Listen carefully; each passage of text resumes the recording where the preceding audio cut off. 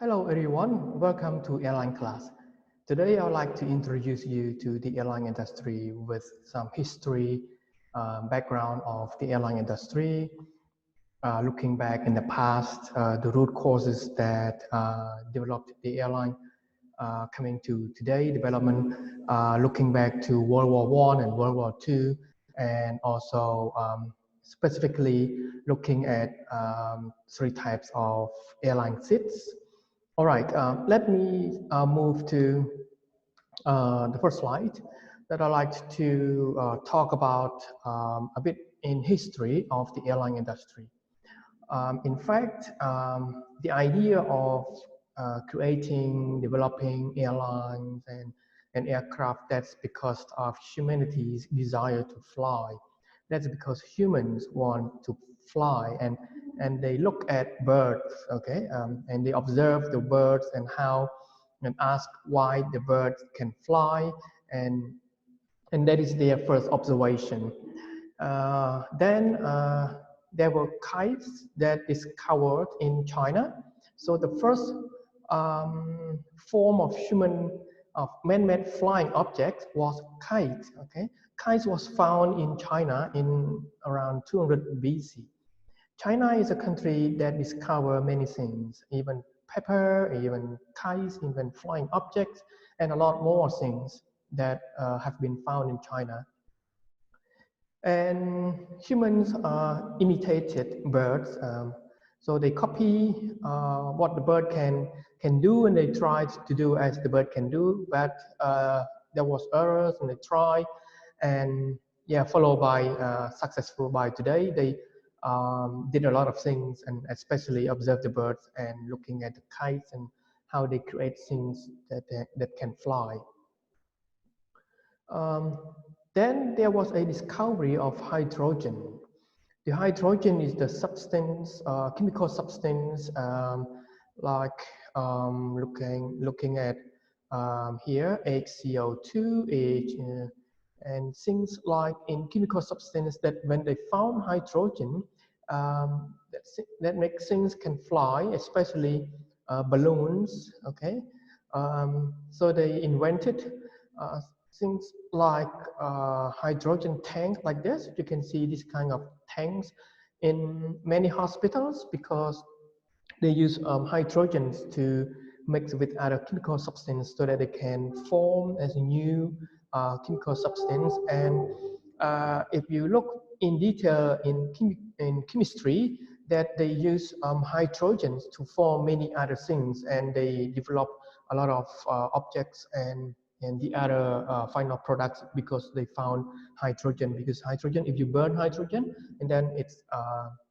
yeah, it fly, can make things fly, and sometimes it's dangerous because when you burn it and then it explodes, and yeah, things like that. So in 17th century they found hydrogen. Right, next, in hot air balloon, if you Google hot air balloon, you can see this kind of pictures that people drawn about the first hot air balloon, which was successful, flown in the air in Paris in 1783. That the world recorded earliest human flight in Paris in a hot air balloon.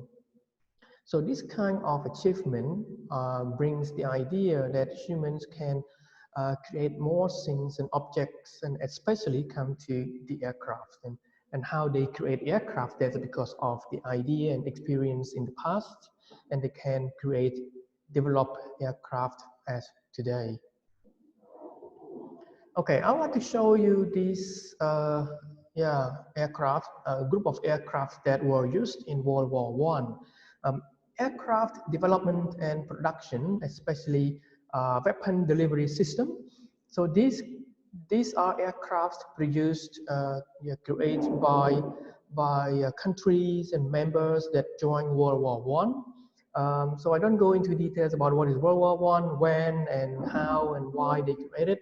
I just want to mention about aircraft that have been used to delivery weapons, drop bombs, guns, and other explosive objects so that they can join the war. Okay, if you compare these aircrafts in World War I and with aircraft used in World War II, aircraft development and production in World War II are a bit different from World War I, because World War I, if you look back here, you can see that aircraft seems to be what? Quite small, a bit light, it's not that heavy, small, and not that strong enough to carry weapons and bombs. But if you look at aircraft that developed and created in World War II at this time, you can see that many aircraft have been developed bigger, stronger, and if you can explain in adjective, maybe some of you can say it's cute, more beautiful and colorful, because the idea of World War I that is quite small, can carry fewer things, and therefore they develop bigger one. And you can see that flags on each aircraft, like Japan one. Japan aircraft quite small. You can red dot here. They are made in Japan. Okay, made in Japan, and you can see bigger ones usually made in Germany and USA. Okay, Germany and USA. Okay, so you can zoom in and out here. You can see specific explanation about each aircraft, that the length of the aircraft and who created and which country or company, and the purpose of building this aircraft. That's because they can carry more armies, they can transport more weapons and bombs, and can be faster and more effective dropping and fighting, and things like that in World War II. All right. So what happened after World War II? The ex-military aircraft were used to transport people and cargo. So aircrafts here in World War II, when the world finished the Second World War, looking forward for peace, a new world where they expect that no more war. The old aircraft have been used to transport people, to transport goods and cargo. The first commercial jet airliner was British. So many countries in Europe joined World War II, and therefore they have ideas and old aircraft that they just renovate and recycle. And you can see that this guy from the UK established a commercial jet airline. Okay, jet airline means they have idea in business using aircraft and transport humans. Havilland Comet marked the beginning of jet age. Okay, jet age is the period of time where people travel faster than before using aircraft and the jet engines. Okay? Jet engines are the engines that used in aircraft, and they can fly faster. A period of cheap and fast international travel. Okay, especially in Europe, while the rest of the world, for example, some countries in Asia still have civil war, but European countries found aircraft as one of the mode of transportation that is affordable, a good price, and fast to travel between country to another country. So after World War II, they have good ideas, a lot more good ideas from using old aircraft that they used to drop bombs and armies, and now they transport humans and cargo. Okay, coming in the 20th century, that is very competitive in airline operation. So looking back to World War II, you can see even it's bigger than World War I, but these aircraft still look like army aircrafts, still not beautiful enough, not fast enough, and not comfortable. And look at this. You can see the pictures at the bottom here. You can see it's traffic jam that many aircrafts are waiting to take off. And inside of some of the aircraft, you can see this kind of amazing seats as a 5-star hotel room. It's flying in the air of this 5-star hotel room. This kind of room can be taken from many seats together, combined, and they don't sell as one seat. And this kind of room in aircraft only for VIP people, especially high-ranking people, the presidents or prime minister or the king, that can afford to have this kind of aircraft. Okay.